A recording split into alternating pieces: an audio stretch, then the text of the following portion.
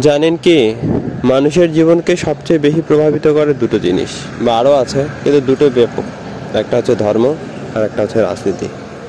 উন্নত দেশগুলোতেও না ধর্ম আর রাজনীতি আছে, কিন্তু আমরা নিজেরা বা আমাদের দেশ, আশেপাশের দেশগুলো এই ধর্ম আর রাজনীতিতে এতটাই পিছিয়ে আছি যে আসলে আমাদের অবস্থায় বলে দেয় যে আমরা আসলে তাদের তুলনায় কতটা পিছিয়ে আছি, তাদের মন মানসিকতার তুলনায়, তাদের ধর্মীয় চর্চা, তাদের রাজনীতিও চর্চার তুলনায়।